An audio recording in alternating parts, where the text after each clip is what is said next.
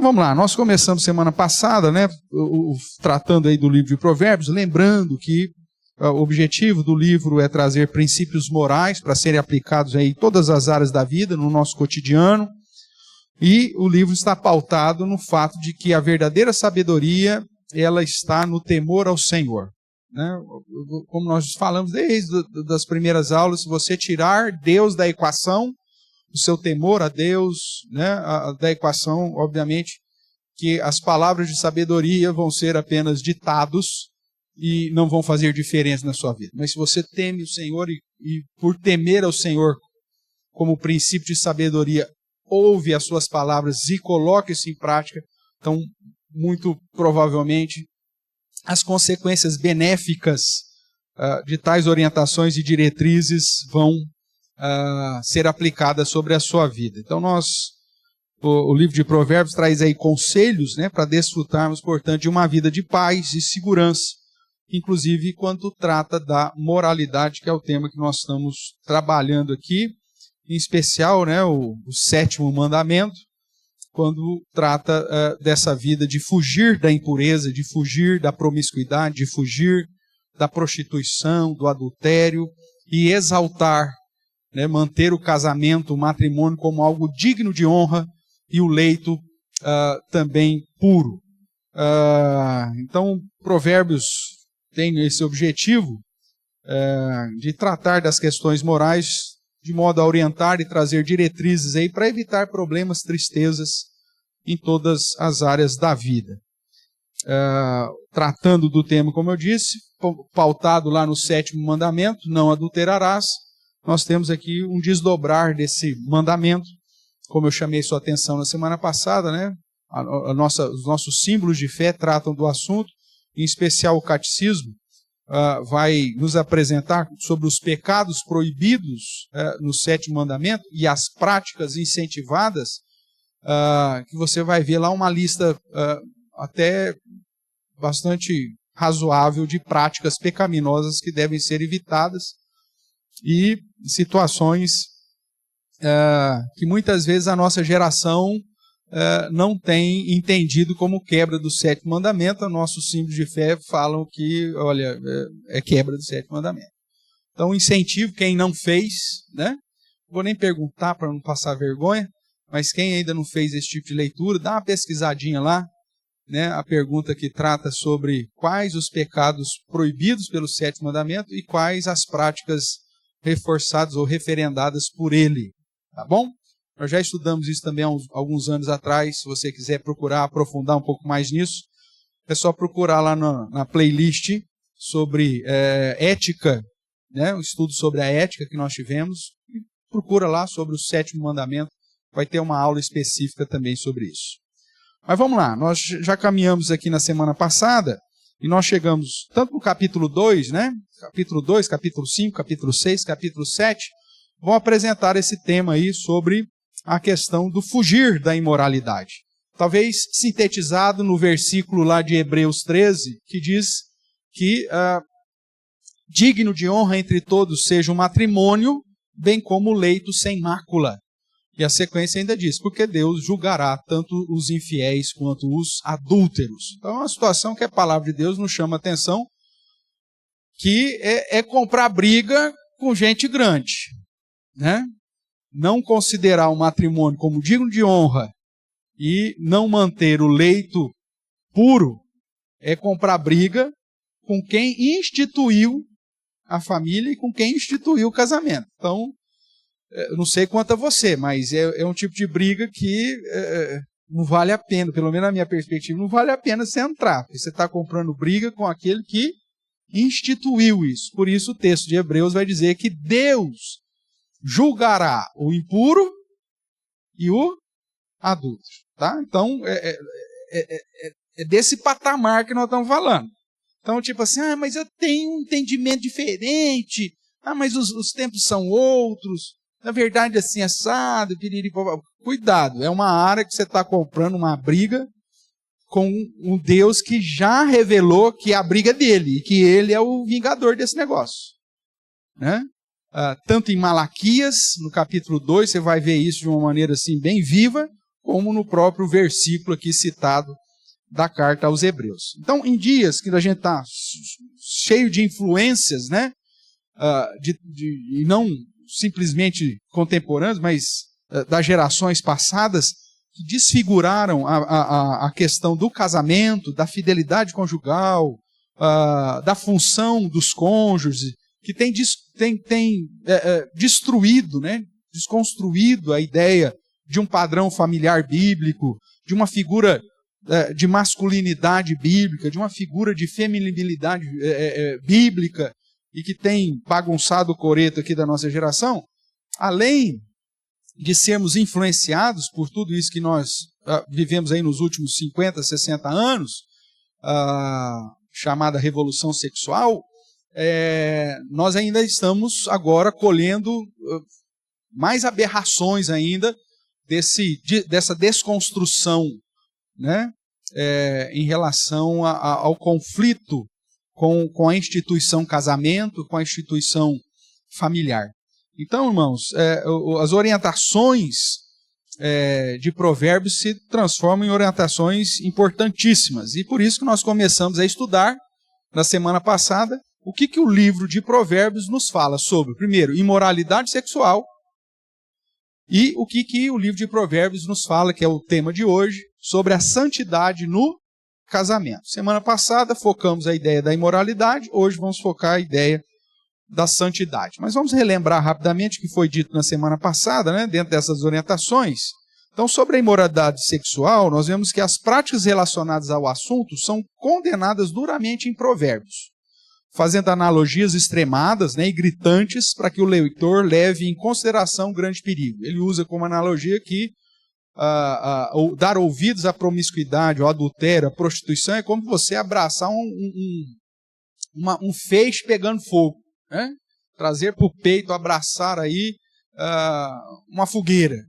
Isso não vai dar bom, como diz, né, a juventude de hoje, isso vai dar problema, e é por isso que temos várias orientações e diretrizes nesse sentido. Talvez aquilo que Paulo sintetizou em 1 Coríntios 6,18, quando ele fuja da impureza, da imoralidade, da prostituição, do homossexualismo, ou seja, de todas as práticas que estão relacionadas aqui à quebra do 7º mandamento também.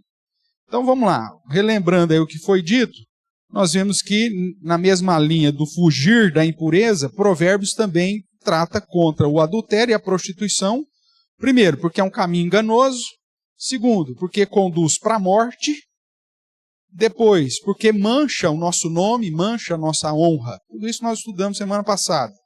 Porque traz prejuízo financeiro, né? Acaba com a nossa vida, inclusive econômico-financeira. O que mais? Vimos que gera problemas familiares e até mesmo problemas de saúde.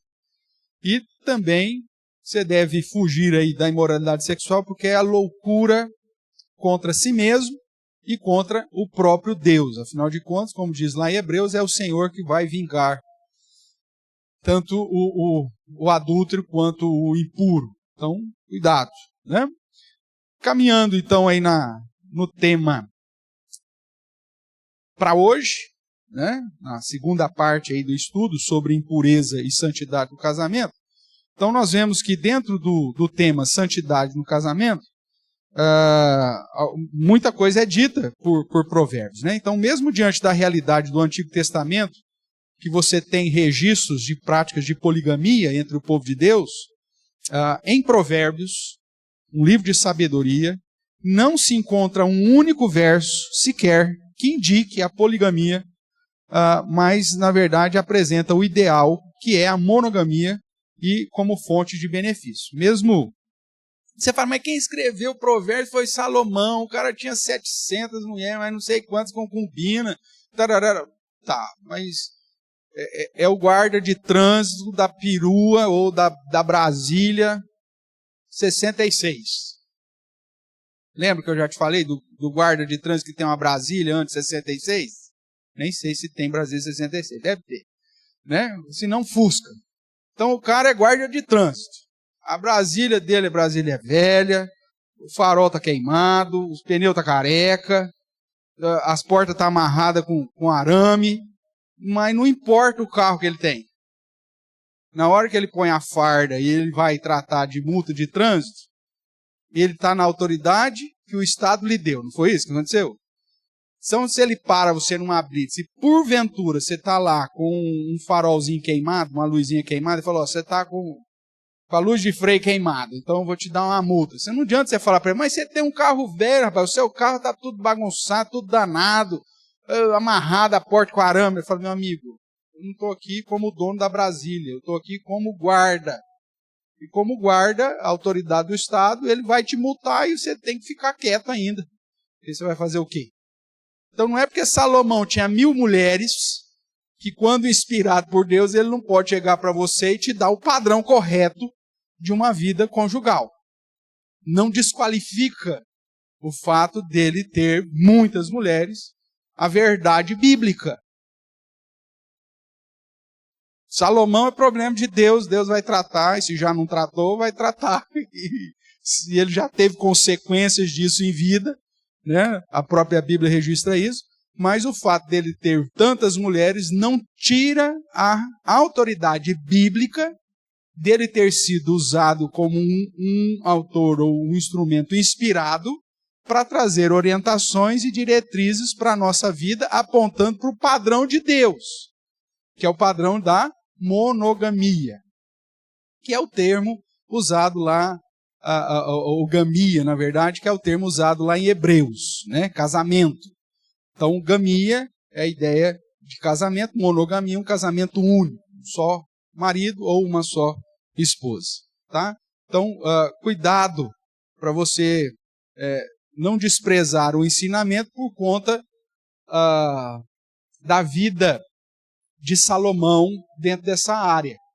Porque o que está em voga aqui é a inspiração de Deus, o ensinamento, orientação, diretriz vindo da parte de Deus, usando, inclusive, Salomão. Né? A gente brinca, né?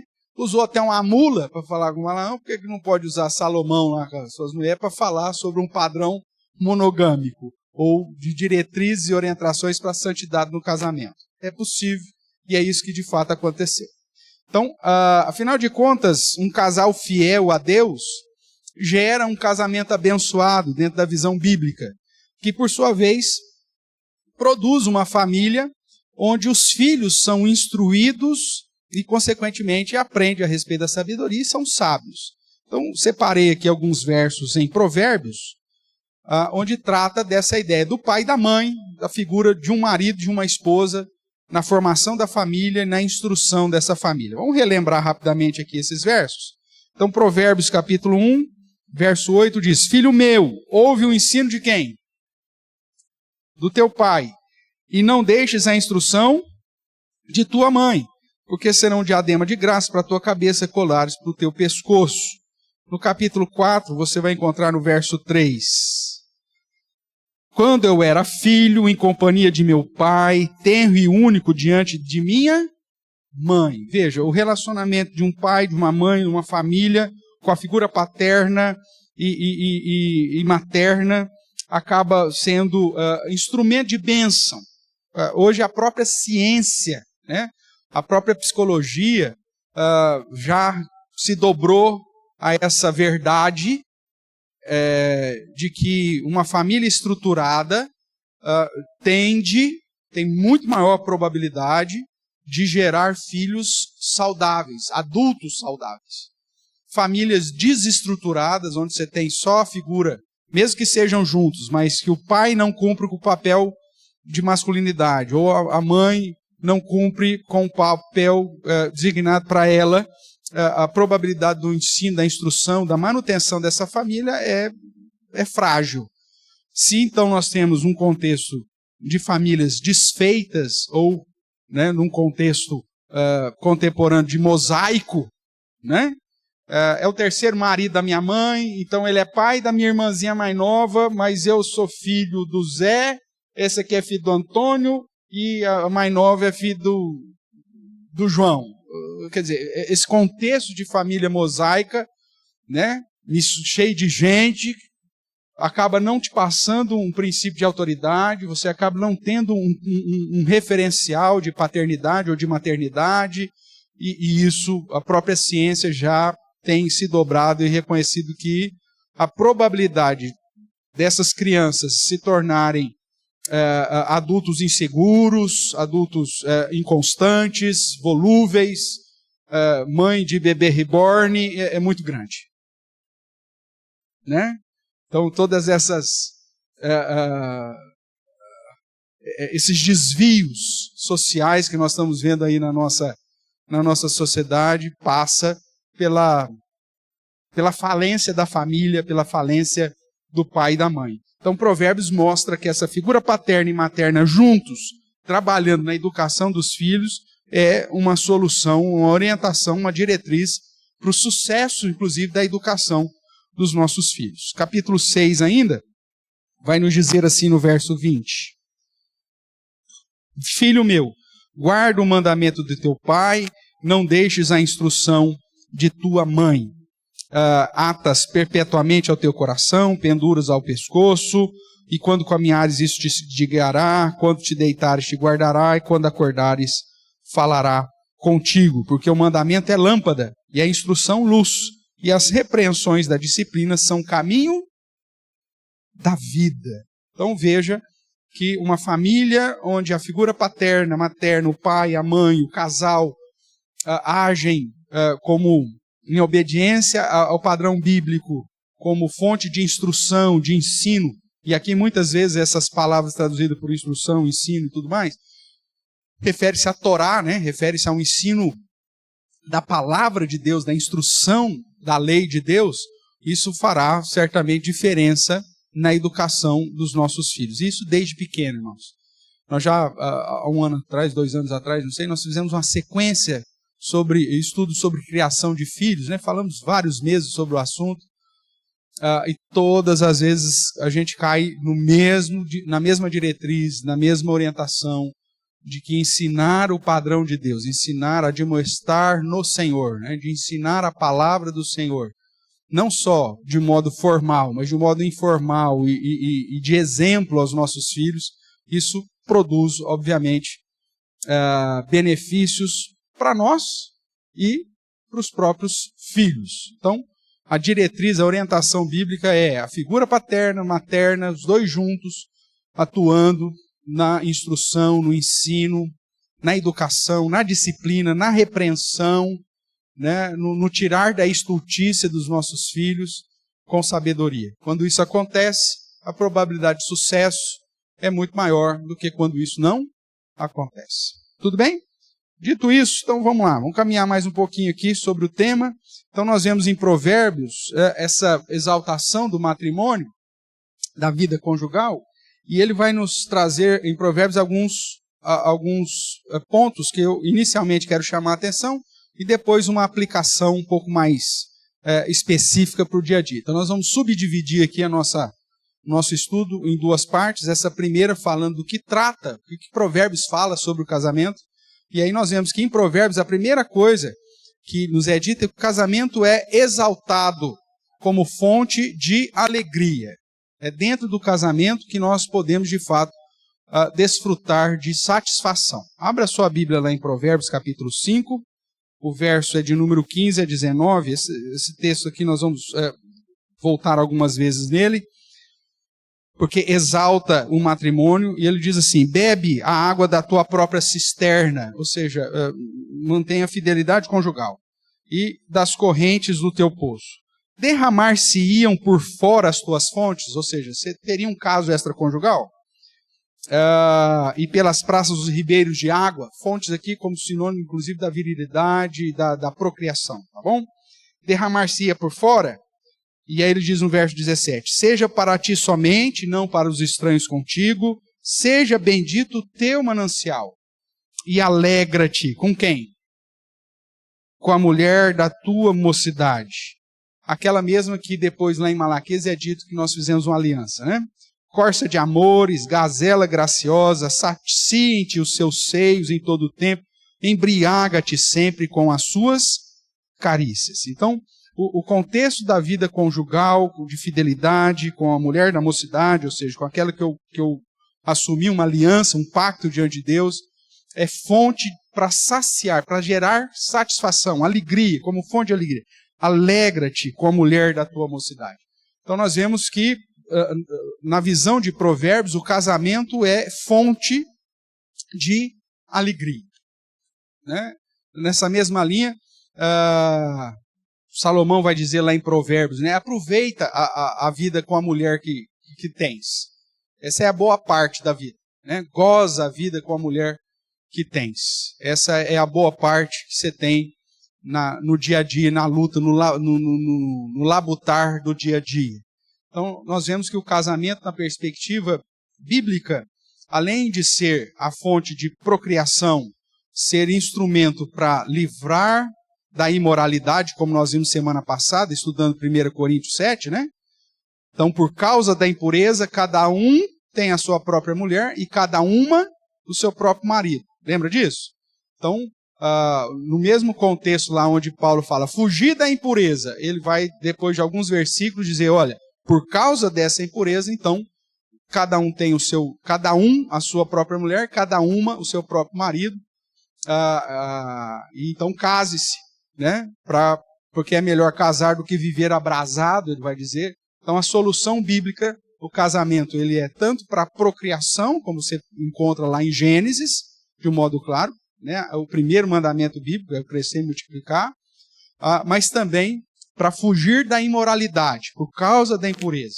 E o terceiro motivo aí do casamento é o que nós vimos aqui em Provérbios 5. Satisfação, gerar alegria. Né? Então, é importante dizer aqui que dentro de uma visão católica, o casamento e o sexo no casamento só é permitido por uma questão de procriação. É lógico que 90% dos... 90% modo de falar, né? Mas boa parte dos católicos não sabe que a igreja ensina desse jeito, mas não vive, né, o que o catolicismo ensina. Dentro da perspectiva católica, você não pode ter nenhum tipo de método anticoncepcional, se você está casado. Porque o objetivo do sexo, se você for ter relação sexual com a sua esposa, é para procriar. Então, não pode usar nada. Né? Só que você fala isso com um católico. Ele mesmo não acredita nisso. Mas é a doutrina católica. Na doutrina protestante, o casamento não é só para procriação. O casamento é para gerar também satisfação, alegria. Né? Inclusive, o saciar aqui, o embriagar com as carícias, com as delícias que o amor ou que a prática sexual de intimidade traz. Então, para nós, o casamento tem 3 objetivos. Procriação, nos livrar da impureza e gerar satisfação, alegria. Tá? Provérbios vai enfatizar isso, dizendo que o casamento é essa fonte de alegria. Além disso, ele vai dizer que o casamento é um lugar de refúgio, é um lugar de proteção, é um lugar de amor. Vamos dar uma olhada lá no capítulo 14 de Provérbios. Capítulo 14 de Provérbios, verso... Só a primeira parte do verso 14 aí, porque o nosso foco é o benefício do casamento, é onde diz assim, a mulher sábia faz o quê? Edifica a sua casa. É um lugar de refúgio, é um lugar de proteção, é um lugar de amor. A mulher sábia edifica. Por isso, quando você vai lá para Pedro, para a carta de Pedro, no capítulo 3, quando ele vai tratar da postura, ele vai dizer que a postura da mulher, o homem interior dela, sobressai a aparência exterior. E ela, com o espírito manso e tranquilo, gera um ambiente de proteção, de amor, de cuidado, mesmo quando o marido não é crente. Que é o contexto lá do ensinamento de Pedro. Mesmo se teu marido não obedece à palavra, você vai ganhá-lo sem palavra nenhuma, pelo seu procedimento, com o espírito manso e tranquilo. Então veja, o casamento, cada um exercendo com a sua função, a esposa sabe, é aquela que vai edificar, ela não vai confrontar, ela não vai desrespeitar, ela não vai agir comendo pelas beiradas, ela vai ser instrumento de sabedoria para gerar esse lugar de refúgio, de proteção e de amor. O capítulo 15, verso 17, o que mais que ela vai dizer aí? Provérbios 15, 17 vai nos dizer assim, melhor é um prato de hortaliças onde há amor, do que o boi cevado e com ele o ódio.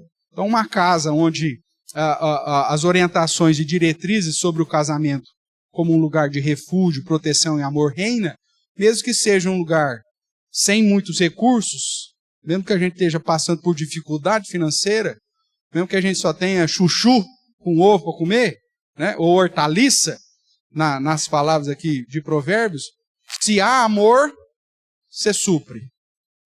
Agora, se não há o respeito, se não há o amor, se não há a empatia, se há ódio, pode ter boi cevado, pode ter banquete todo dia. Essa família não vai desfrutar dos benefícios que o casamento na visão de Deus traz, né? E é por isso que você fala assim, vamos pensar aqui em tragédias familiares. Tragédia familiar acontece só com família pobre? Divórcio, só pobre divorcia porque não tem dinheiro, é isso? Não. Se for fazer uma pesquisa, você vai ver que o número de divórcios está muito mais relacionado com pessoas que têm mais dinheiro do que quem tem menos dinheiro. Porque não é o boi cevado que garante um ambiente de estabilidade conjugal. Não é o dinheiro. É lógico que é importante, né? Estar casado com recursos fica muito mais fácil o negócio. Mas, se há amor, se há um padrão da orientação bíblica, mesmo que você passe por dificuldades, a tendência da família estar mais unida, do casal estar mais unido e de passar juntos. Não é à toa que quando muitas histórias você vai ver de casais que começaram sem nada, né, e quando estavam passando por dificuldades, se amavam e tinham respeito e vivenciavam uma vida abençoadora conjugal, aí começaram a ganhar dinheiro, o que aconteceu? Separou, divorciou, brigou. Não é assim que acontece?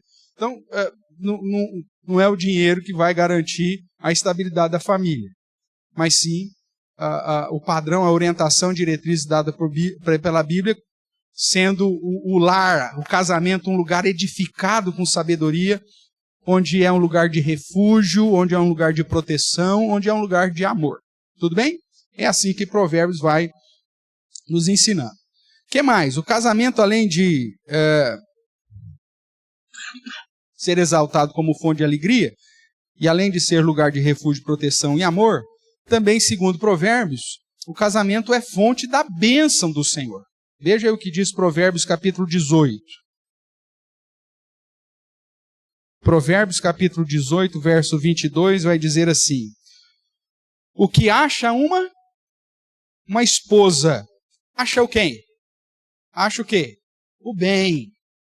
E alcançou o quê? A benevolência do Senhor. Agora veja. Quem acha a esposa. Não vou lembrar aqui exatamente qual que é o termo hebraico que usa. Se aponta para a mulher ou se aponta para a esposa, mas eu acredito que a inclinação do tradutor aqui usou a palavra específica e que, para fazer uma diferenciação, que não é simplesmente quem acha uma mulher. Porque mulher, meu amigo, não necessariamente é fonte do bem e nem de benevolência do Senhor. Nós já vimos que tem algumas mulheres, inclusive a adúltera, a promíscua, que ela é fonte de morte, né? Mas é quem acha uma esposa, que entende a obrigação, a responsabilidade que a vida conjugal traz. Deixa o homem pai e mãe, né? Se une à sua mulher e se torne os dois uma só carne. Então é essa com quem eu fiz essa aliança, é justamente a esposa. E isso é fonte de bênção, né? Fonte de bem, de benevolência sobre a minha vida. Ainda nessa linha, no capítulo 19, verso 14 de Provérbios, é lógico que a gente está focando mais aqui no livro de Provérbios, né? Poderíamos aí dar uma caminhada no restante das Escrituras, mas vamos manter aqui o nosso alvo, né? Então, Provérbios 19, 14 vai dizer assim: a casa e os bens vêm como herança dos pais, mas do Senhor vem o quê? A esposa prudente. Então, o casamento é apresentado em Provérbios como uma fonte da benevolência, como fonte de bênção do Senhor. É incrível, né? Que muitas vezes alguns homens crentes esperam achar uma esposa que não teme o Senhor. Não vai dar. É do Senhor que vem a esposa que traz benevolência, irmãos. Por isso esse padrão de buscar um cônjuge que teme a Deus, não é que vem à igreja, não. Eu tenho falado para vocês sobre essa distinção. Tem gente que vem na igreja por uma questão de religiosidade, por uma questão de sociabilidade, por uma questão de amizade, uma série de fatores. Estou falando de crente. Pessoas crentes. Então nem todo mundo que está na igreja, de fato, é crente. Então, eu já encontrei muitas vezes as pessoas falando, mas pastor, casei, ele era da igreja. Era um tranqueira dentro da igreja. Então não adianta nada. Não tem que ser da igreja, ele tem que ser do Senhor. Tem muita gente que é da igreja e não é do Senhor. Não sei se você me entende. Então fala assim, eu vou procurar alguém da igreja. Não. Procura alguém do Senhor. Que obviamente, se é do Senhor, vai estar na igreja.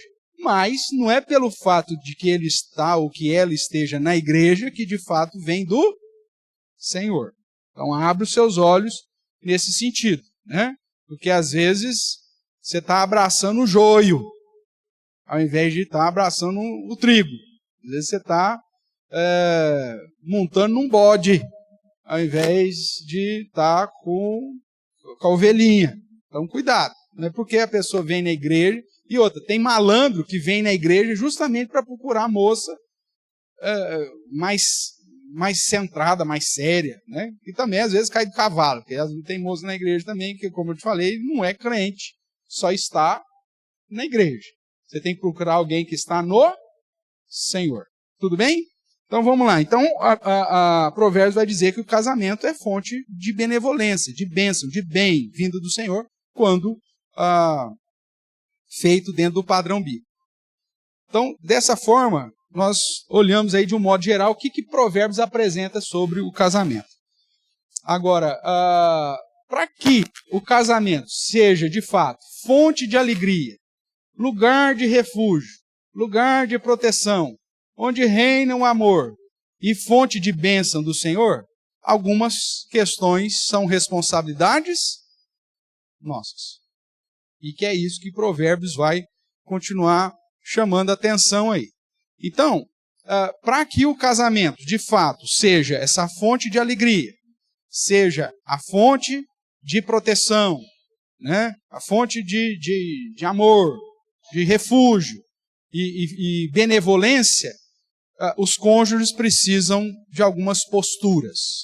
E aí, então, segundo momento do nosso estudo, primeiro apresentando a visão geral do casamento, segundo Provérbios, fonte de alegria, de refúgio, proteção, amor e bênção.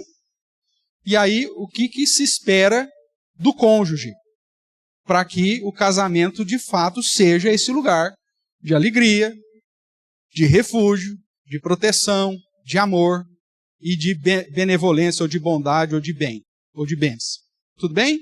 Então, estou virando aí mais um itemzinho aí para quem está anotando. Então, dentro da visão de Provérbios, os cônjuges devem então ser, primeiro, tem que ser fiel. Um casamento, para ser fonte de alegria, refúgio, proteção, amor e bênção, você tem que agir com fidelidade. Então, a primeira coisa que Provérbios vai dizer. Então, aí nós temos alguns versos. Vamos voltar lá para o capítulo 5. O verso 15 e 18 que nós lemos, quando ele usa aqui de linguagem, para que não se derrame para fora as tuas fontes, nem pelas praças o ribeiro das águas, para que você mantenha para ti somente e não para os estranhos contigo, o contexto do convívio conjugal. O verso 20 ainda, já vou adiantar o verso 20 aqui, que a gente vai trabalhar com ele um pouquinho mais depois, mas diz assim, por que, filho meu, andaria cego pela o quê? Pela estranha, e abraçarias o peito de outra, ou de outra? Ou seja, se você tem no casamento uma fonte, né, para beber da sua própria cisterna, onde você tem um ambiente dentro da casa, onde você se alegra com a mulher da mocidade, onde você tem dentro do casamento a satisfação, né, de saciar com os seus seios o tempo todo e embriagar sempre com as suas carícias. Ou seja, se você tem um casamento que é fonte dessa satisfação, por que você pensaria em abraçar o pé de outro? Por que você pensaria em andar cego pela estranha? Então, a visão de Provérbios é que o casamento ele é fonte de alegria, de satisfação para os cônjuges, mas esses cônjuges têm que andar em fidelidade. Porque senão não vai ser fonte de satisfação e alegria.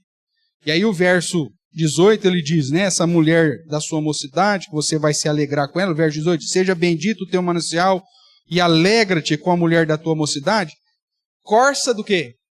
Corça de amores e gazela graciosa. Sacie-te os seus seios em todo o tempo e embriaga-te sempre com as suas carícias.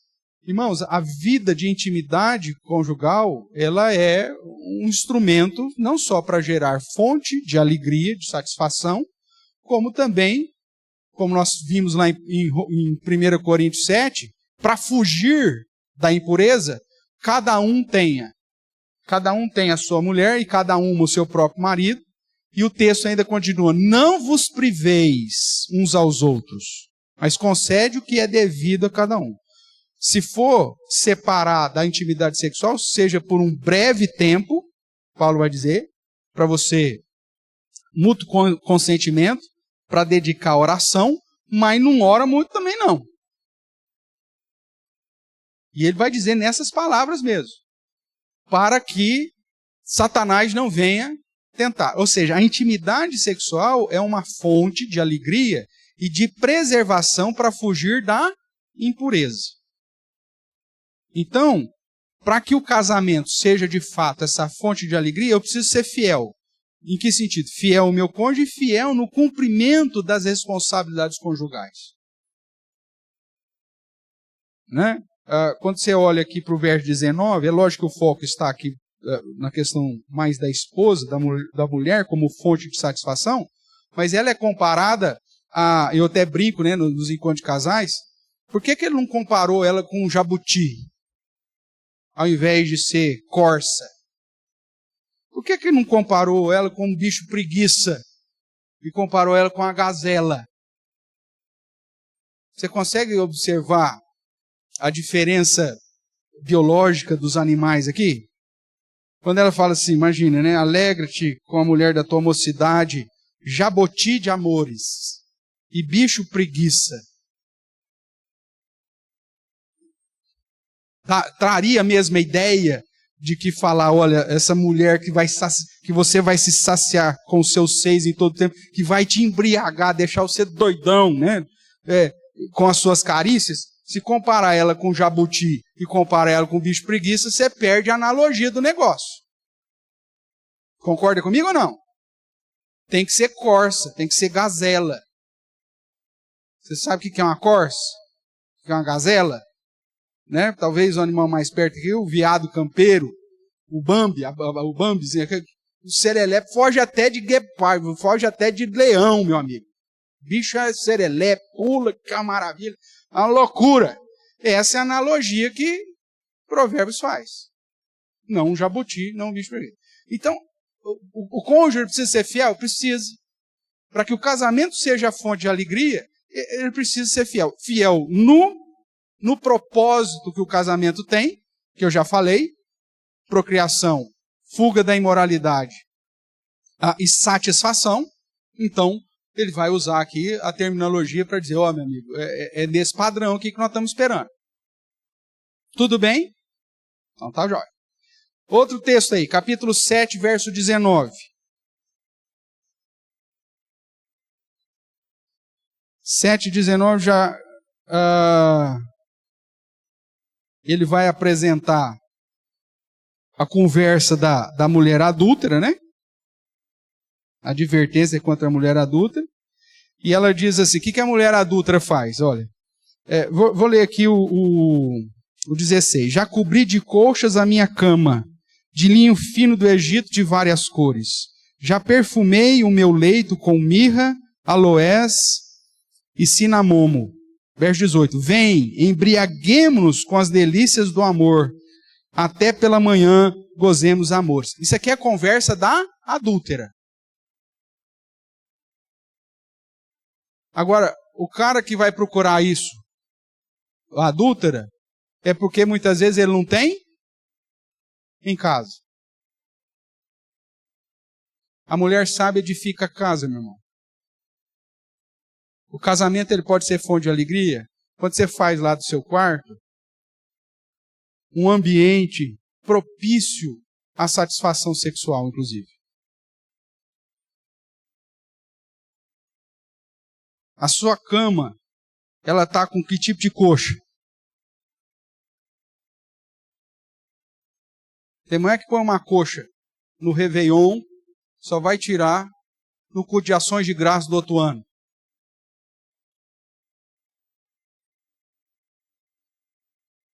Aquela coxa de retaca que ela ganhou da bisa dela. Que às vezes dorme até por cima, porque só para você tirar o peso daquele... Como que chama aquele negócio lá? Aquele de retalho.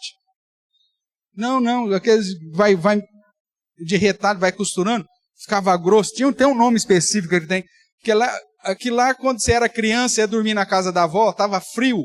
A avó vinha e jogava um negócio daquele lá, você não mexia a noite inteira, de tão pesado que era. Cochoado. Tem mulher que usa isso. Meu amigo, o cara chega, aí entra no quarto.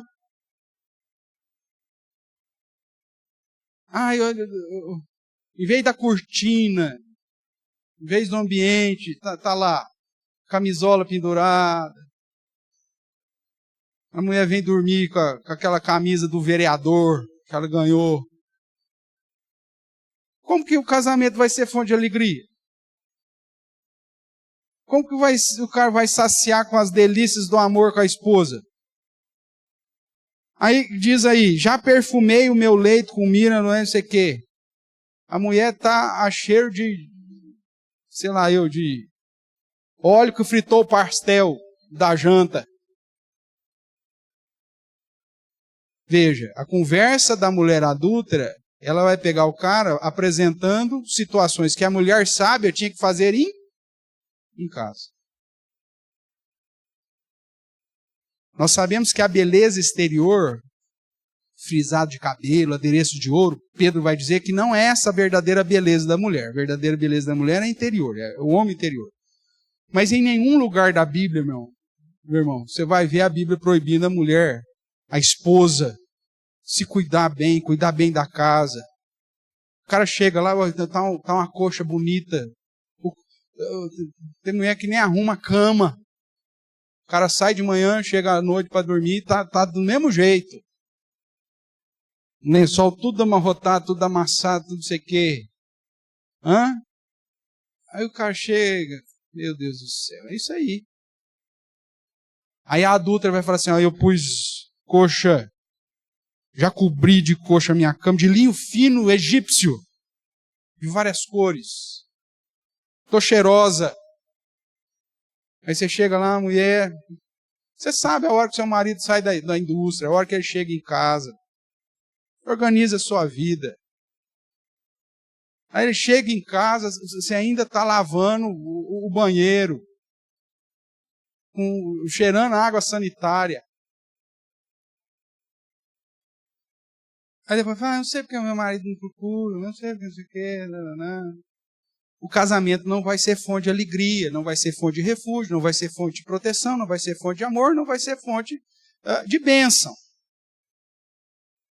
São orientações e diretrizes para que você edifique a casa. Cuidado. O que mais? Capítulo 31, verso 11.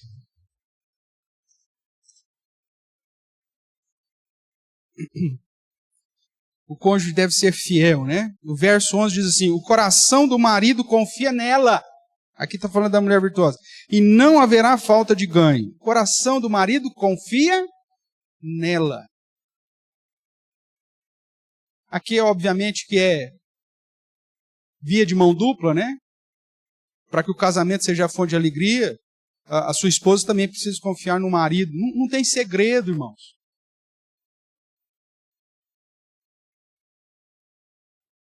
Não tem senha no celular.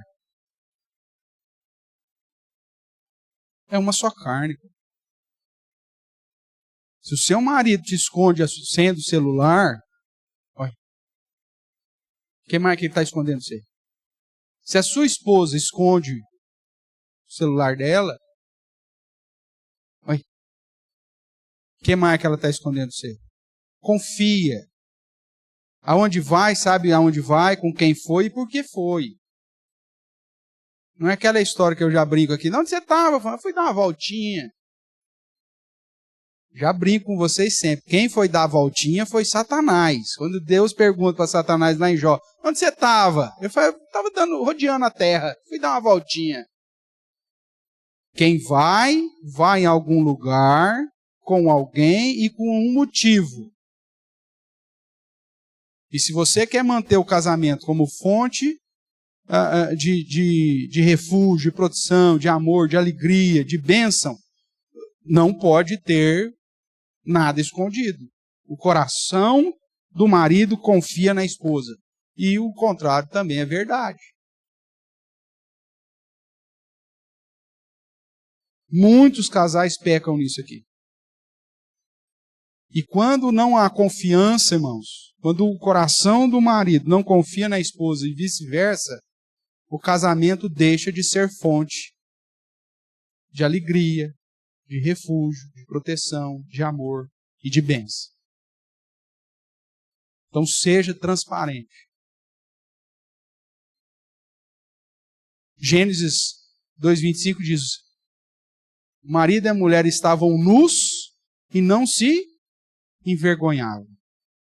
Não tem nada que eu tenho que esconder dentro do relacionamento conjugal. Se você escondeu qualquer coisa, pronto. E às vezes, mas o negócio é tão bobo, eu escondi. É tiro no pé. Porque na cabeça do outro vai falar assim, o que essa infeliz está escondendo mais de mim? O que esse miserável está escondendo a mais de mim? Se ele escondeu que ele comprou uma carretilha nova, quem me disse que ele não comprou uma casa nova para a amante dele? Porque se ele me escondeu uma carretilha, vai saber o que mais que esse homem está escondendo de mim. Se ela escondeu que foi fazer determinada coisa, oi, o que mais que essa mulher não está escondendo de mim? O coração precisa confiar, irmãos. Isso é orientação e diretriz bíblica. E você precisa ser instrumento dessa confiança. Você tem que gerar essa confiança. Porque senão o casamento não vai ser fonte de alegria, de refúgio, de proteção, de amor e de bênção.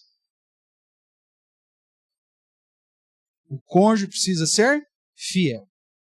Tudo bem? Vamos caminhar aqui? Alguma pergunta aqui? Tudo bem? Tranquilo? Estou te dando uma chance hoje, hein? Hoje é o dia de sentar lá e, ó, tá aqui minha senha, meu amor. Eu mudar a vida, hein?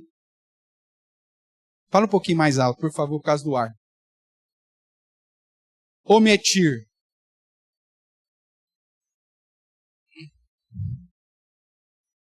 Padrão é padrão.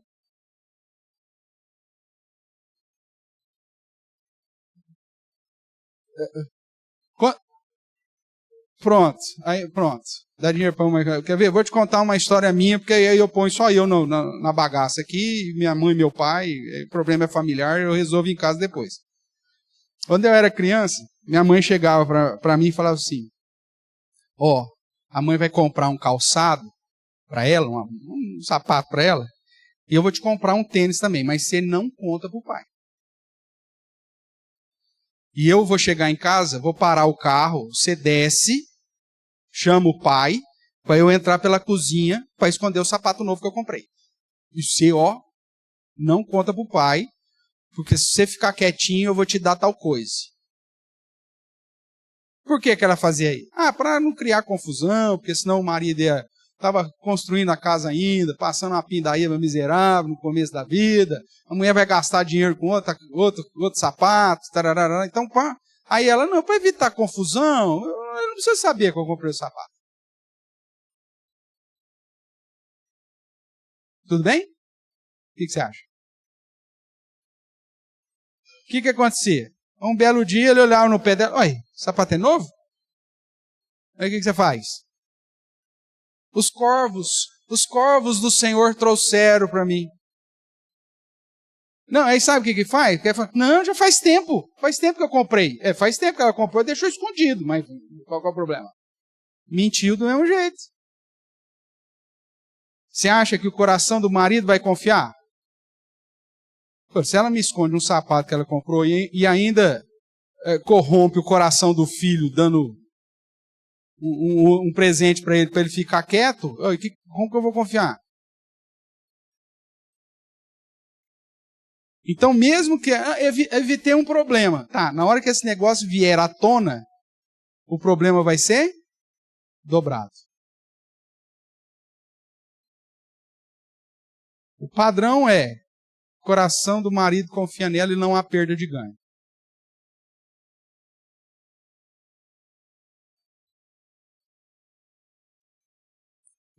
Principalmente o que tange questão de educação de filhos e questão financeira. Não há perda de ganho, é o contexto aqui. Ah, mas se eu falar para ele, não vai deixar. Esse é o padrão de submissão.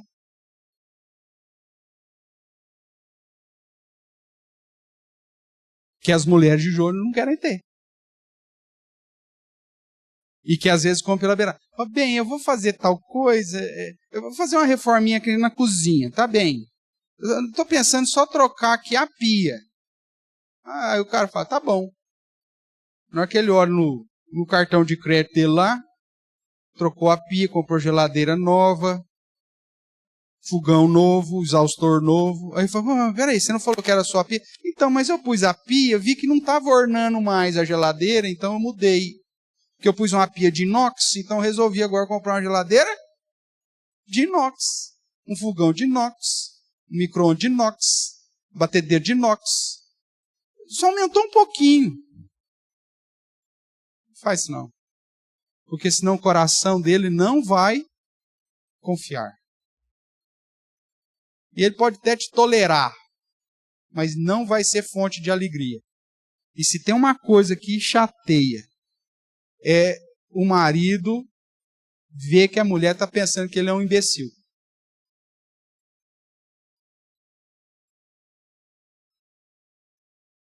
Porque ela fala que vai fazer determinada coisa, mas depois você vê que aquilo que ela falou que ia até ser bom para você, o que ela ia fazer, na verdade tem uma segunda intenção. É para encobrir determinada coisa que está no coração dela, no coração pecaminoso dela. E aí, na hora que isso acontece, o cara pode até não criar confusão, dependendo da personalidade dele, mas o coração dele não mais confiará nela. E isso faz com que o casamento deixe de ser fonte de alegria, de refúgio, de proteção, de amor e de bênção. Quem que causou isso? O cônjuge que quebrou a confiança. Seja fiel. Ah, mas se eu falar, ela não vai criar confusão, é melhor não falar. Na hora que eu chegar aqui e ver que eu comprei, aí eu amanso a fera. Você está dando um tiro no pé. E aí começa uma competição. Ah, é? Ele comprou uma carretilha nova? Então, vai ver. Vou comprar também um negócio novo para mim. Ah, é? Ele gastou com a camisa do time dele? Vai. Aí fica a competição. Porque um não confia mais no outro. Deixou de ser fiel. E esse negócio vai trazer problema. São orientações, são diretrizes. Você quer experimentar um casamento, fonte de amor, refúgio, proteção, de alegria, de bênção, então seja fiel. E o fiel no pouco e no muito.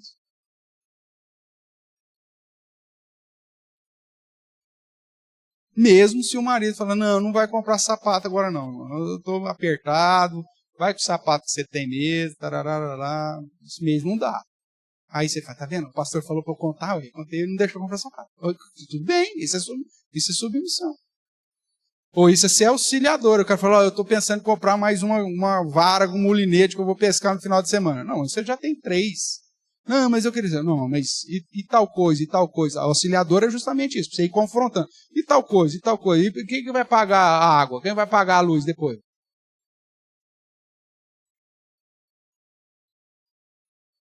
Então, isso é vida conjugal, meu amigo. Isso é glorificar o Senhor, vivendo para a glória de Deus. Não é o tempo que nós estamos falando? É isso. O que mais? Mas vamos lá, fidelidade. Segundo, você tem que ser fonte de bem. Você tem que ser fonte de bênção. A sua cabeça é, o que eu vou fazer para abençoar?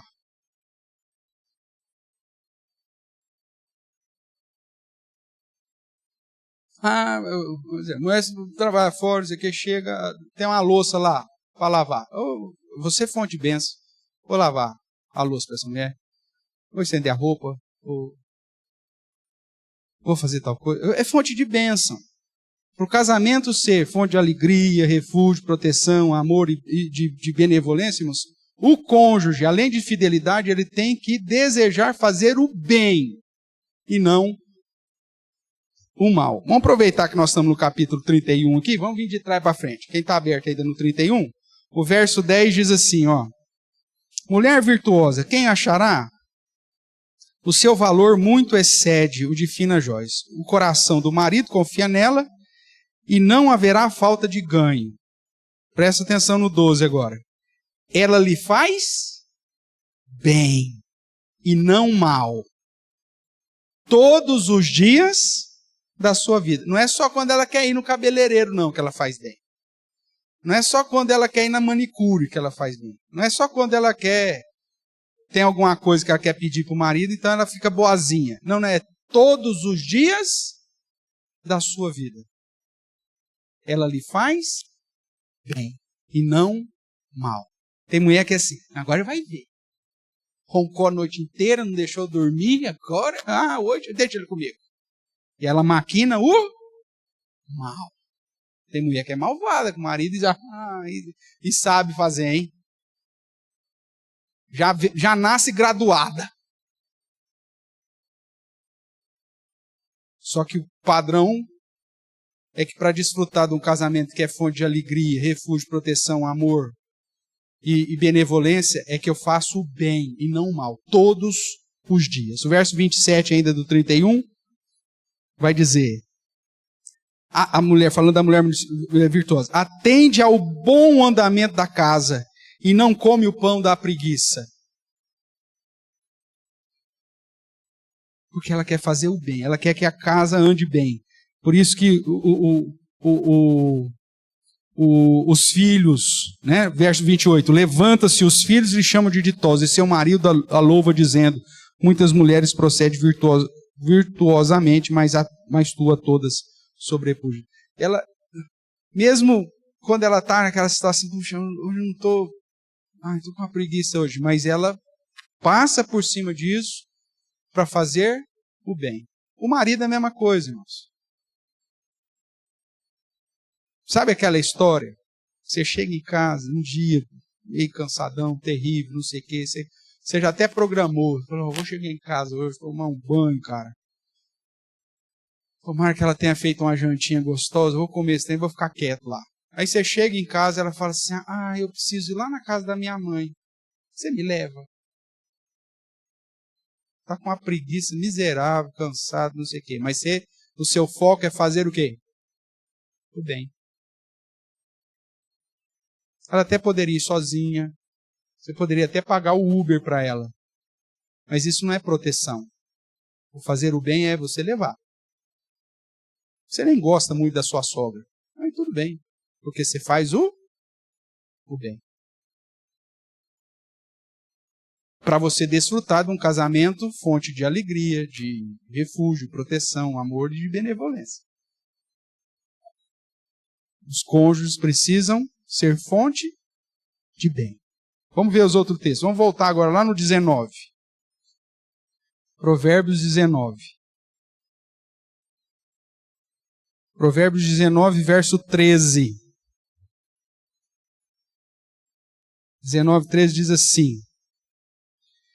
A parte B mas eu vou ler inteiro. O filho insensato é a desgraça do pai, e um gotejar contínuo as contenções da esposa.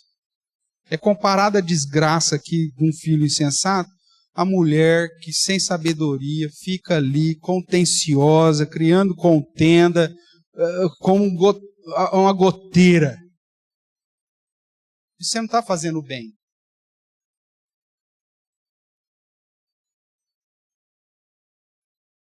Você pode muitas vezes apresentar uma situação lá, falar, fulano, está dando errado assim, a gente precisa mudar isso. Pronto.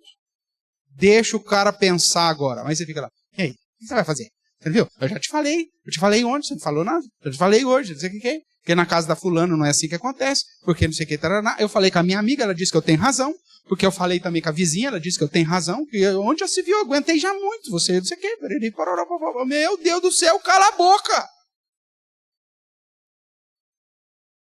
Isso é uma desgraça, irmã. É quebrar uma orientação, a diretriz bíblica.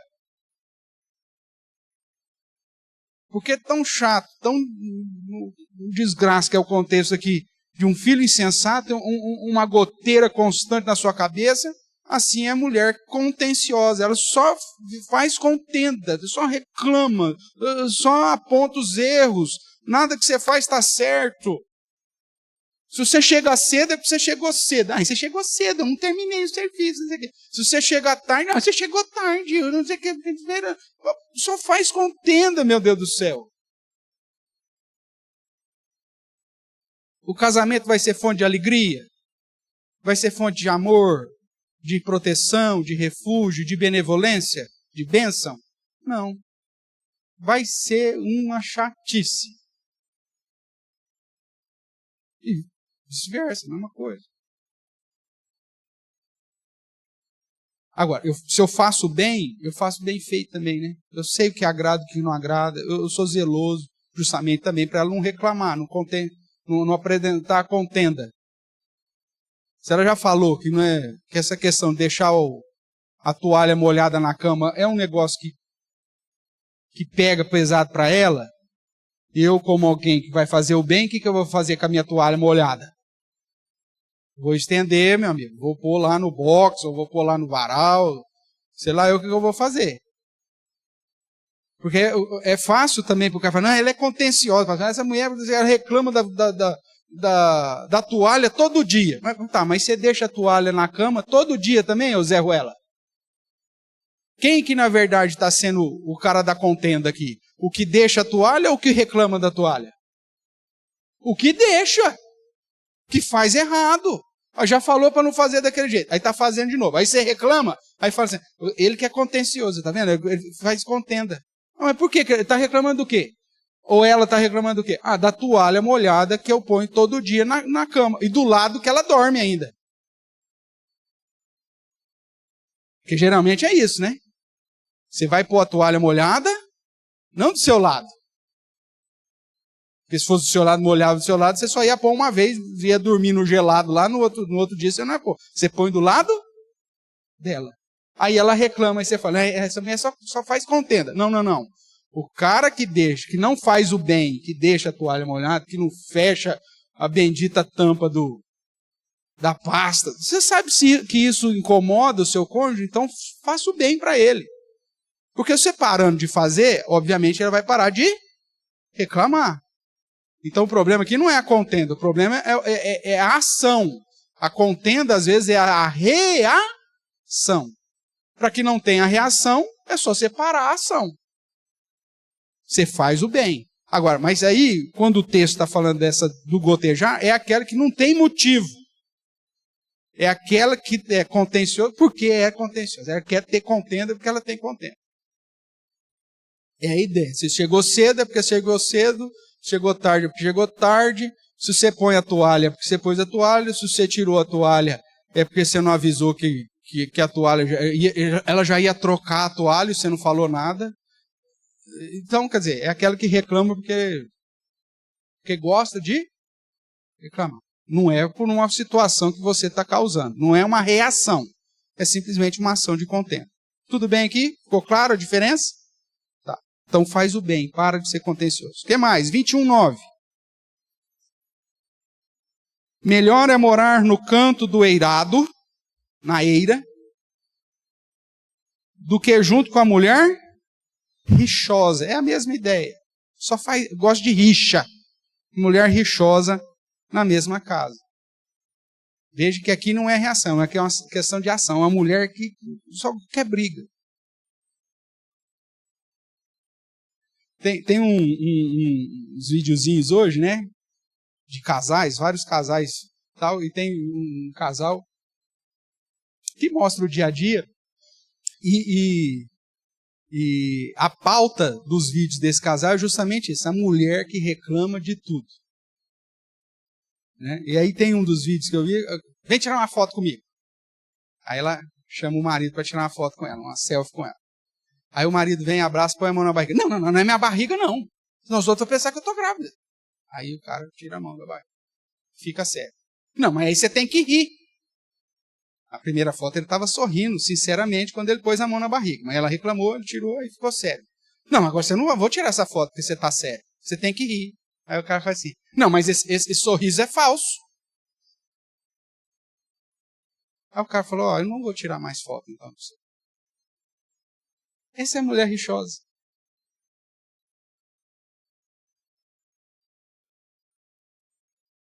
Isso acaba com o casamento, irmãos. O casamento deixa de ser fonte de alegria, fonte de proteção, de refúgio, de amor e de benevolência. Tanto o homem quanto a mulher. O que mais aí? Verso 19 do 21. 21, verso 19 diz: melhor é morar numa terra deserta do que com a mulher rixosa e iracunda. Que ira sem motivo nenhum, né? Então aquela que só quer briga e quer irada. Joga as coisas, quebra as coisas. Acontece qualquer coisa, você está em casa, de repente tem que abaixar, veio a panela de pressão. Joga copo, quebra copo de vidro no chão. Então, de mês em mês você tem que fazer uma visita lá na loja de departamento. Ou então você fala assim, não, agora eu vou comprar requeijão para nós usar o copo. Porque tudo copo bom que compra essa mulher quebra. É iracunda. O que ela tiver na mão, ela joga. Bate porta.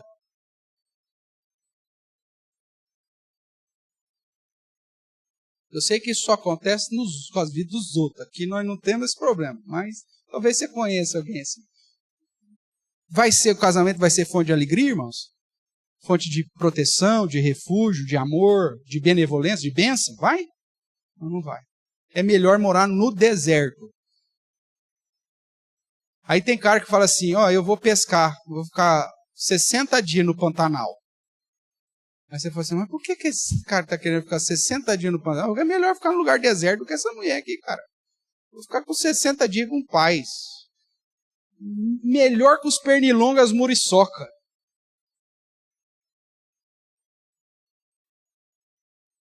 Porque o casamento já deixou de ser fonte de alegria, de refúgio, de amor, de proteção, tudo mais. Então, cuidado. Seja fonte de bem. Capítulo 25, verso 24. 25, verso 24. Veja que o negócio está repetindo aqui, irmãos. Esse negócio é sério, já é a quarta vez que nós estamos lendo a mesma coisa. Melhor é morar no canto do eirado do que junto com a mulher rixosa na mesma casa. Esse negócio aqui, quarta vez já. Você tem que ser fonte de bem. O cara tem que ter prazer de ir para casa. A esposa tem que ter prazer de estar contigo. Vou fazer mais uma vez distinção. Não é uma questão de reação. É a ação de ser fonte de bem. Se você produz o bem, não vai ter o porquê de ter uma reação contrária. Vou voltar à historinha lá da toalha molhada. Não adianta você falar que a mulher é rixosa, mas se você não muda a prática da sua ação de não tirar a toalha molhada da cama. Então o problema não é a mulher que é rixosa, é você que não é fonte de bem. Você que está sendo goteira em fazer o erro, o mesmo erro, todos os dias, para irritar. Então veja, não estou falando da reação, estou falando de ação. A sua ação precisa ser fonte de bem. Porque se você faz certinho, se você não irrita, não tem porquê do outro reagir reclamando. Estou sendo claro aqui ou não? Tudo bem? Então tá. Outro verso, 27. Capítulo 27, verso 15. Vai contando aí, hein? O gotejar contínuo no dia de grande chuva é a mulher rixosa, são o quê? São semelhantes. Contê-la seria conter o vento, seria pegar o óleo na mão. Não tem jeito. Se é uma postura de ação, de ser rixosa, iracunda, não tem como domar esse troço. Se fosse aqui num contexto nosso, esse tentar segurar ou dominar uma mulher dessa é igual pegar bagre ensaboado. Não tem jeito. O que você vai... Essa mulher vai reclamar, essa mulher vai xingar, essa mulher vai jogar copo, essa mulher vai ser um inferno. Não tem o que fazer, cara. Não dá. É conter como com óleo na mão, não tem jeito. Veja, é ação. A mulher ou o marido precisa ser fonte de bem. Fonte de bem. E aí o capítulo 31 que nós lemos. Então veja, irmãos. Para a visão de Provérbios é que o casamento ele pode sim ser fonte de alegria, de satisfação, fonte de refúgio, proteção e amor, e fonte de benevolência, de bênção. Essa é a visão de Provérbios. O casamento pode ser tudo isso. Mas, para que o casamento seja isso, tenha esse padrão de fonte de satisfação, alegria, refúgio, proteção, amor e benevolência, práticas pessoais minhas precisam ser colocadas no dia a dia. Nós vimos aí duas, que eu preciso ser fiel. O coração do meu cônjuge precisa confiar em mim. Eu preciso ser fiel nas funções que Deus me estabeleceu de ser fonte de satisfação para o meu cônjuge. Cuidando dele, para que ele se alegre. Ser fiel, inclusive, para promover um ambiente de satisfação, de intimidade. Como nós vimos nos versos. E, segundo, eu preciso ser fonte de bem. O que eu posso fazer para ele, o que eu posso fazer para ela, para melhorar o dia dele, ou o dia dela, ou para fazer o bem. Porque se eu coloco isso como padrão, irmãos, a reação não vai ser de contenda. Vai ser de gratidão. Exceto para aquela que é essencialmente rixosa. Você lava a louça, ela vai lá. Ficou muito bem limpo, não. Está um pouco engordurando ainda. Meu amigo, o cara lavou a louça para você. Depois você passa lá um pano com álcool, se achar que tem que tirar mais alguma coisa, para de reclamar. A mulher foi e fez um café para você. Você fala, com um chafé. Se fosse para fazer isso, não precisava. Cara, ela fez. Ela tentou ser fonte de bem. Reconheça.